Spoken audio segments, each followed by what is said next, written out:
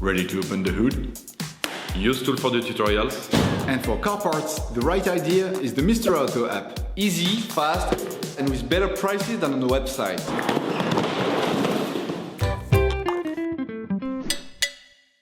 You will find the bulk, inner and outer tie rods used in the video exclusively on the Mr. Auto website and through the link in the description.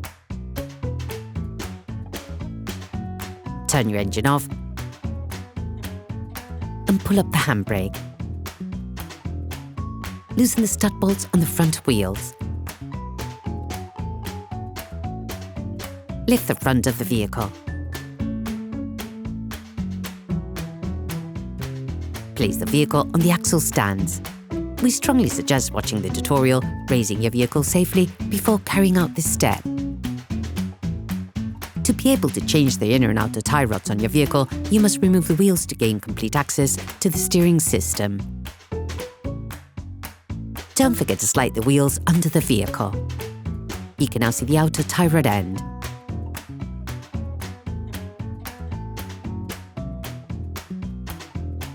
As the components to be removed are very often seized up, don't hesitate to brush and to use penetrating oil to facilitate the operation. With a marker, trace a line between the axle joint and the tie rod end. It will help later during the disassembly and reassembly process. Using a 19mm spanner, release the tie rod end lug nut on the inner tie rod side. Hold the tie rod axle joint with a 16mm spanner to prevent it from turning. The lock nut is there to prevent any rotation of the two parts towards each other, which could have an impact on the alignment of your vehicle. Brush the tie rod end retaining nut and spray it with penetrating oil. Now, using a socket wrench and a 16mm socket, release the holding lug nut on the tie rod. If you don't have a ball joint puller, take a hammer and hit the lug nut hard just at the end of the threading. Only tap on the tie rod end pivot if you're changing the tie rod end, otherwise you risk damaging the threading. Paying close attention to the point of reference, unscrew the tie rod end counting the number of turns necessary to extract the tie rod end. This will allow you to find the approximate setting when reassembling. Hold the tie rod end axle joint with a 16mm spanner to prevent it from turning. For greater accuracy, we advise you to measure the distance between the lock nut and the end of the tie rod ball joint using a caliper. In any case, an alignment check will have to be carried out by a professional soon after having performed this operation. Remove the lock nut from the axle joint. With pliers, remove the external metallic clip on the protective sleeve of the tie rod axle joint. With a cutter, cut the external part of the sleeve so that you can remove it. Using a flathead screwdriver, remove the inner clip from the sleeve. You can use a hammer to help you.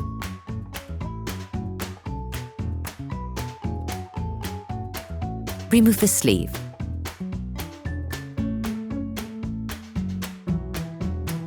Remove the inner collar.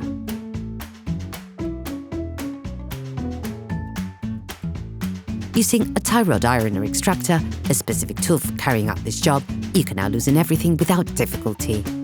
To do this, insert the tool up to the fixed part of the tie rod, then with a socket wrench and a long extender, force it in an anti-clockwise direction.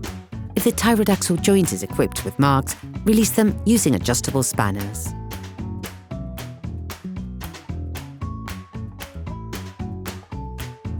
All parts used in this tutorial are supplied by our trusted partners. These partners also help us create as many video tutorials as possible. Check them out in the description below. You will find the bulk parts and products used in the video on the Mr. Auto site and in the link in the description.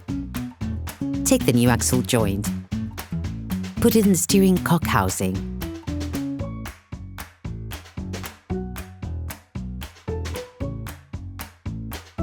Still using the same tool, we're using an adjustable spanner, block the tie rod axle joint, but in a clockwise direction this time.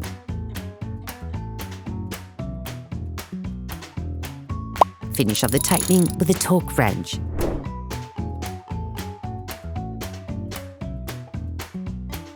Then remove the tool. Take the new sleeve. Apply silicone grease to the part of the tie rod axle joint that will be in contact with the sleeve.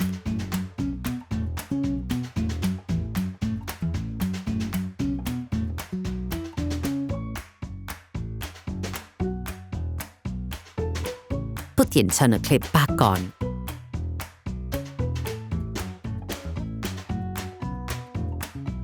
The new sleeve is fitted with a nipple to be inserted into the air pressure distribution channels of the sleeves. When you turn the steering wheel, one sleeve is compressed and the other loose, so the air passes from one sleeve to the other. This system allows air to circulate between the two sleeves.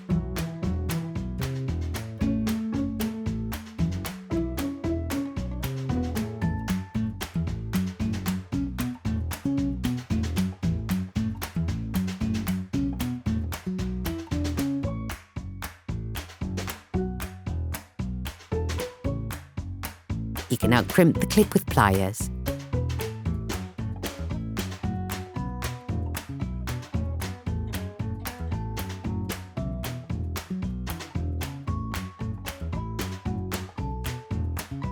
Then put the external clip in place.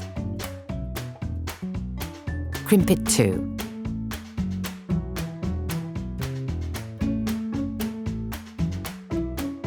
Take the new tie rod end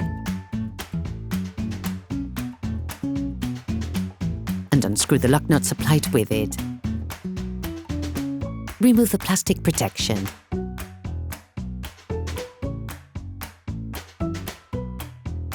Screw the lock nut back on until the distance measured with the caliper is reached.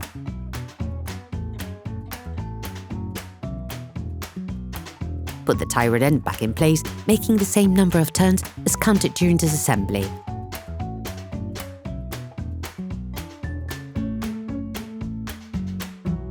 You can now rotate the tie rod axle joint with a 16mm spanner to bring the tie rod end into the correct position.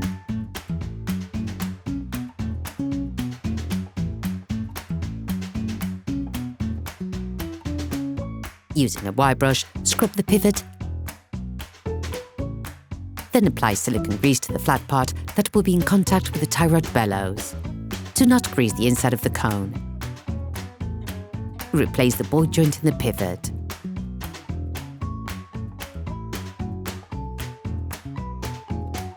Assemble the lock nut supplied with the new part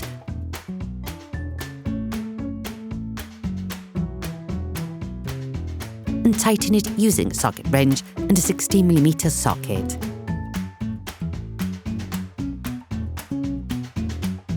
Finish up the tightening with a torque wrench.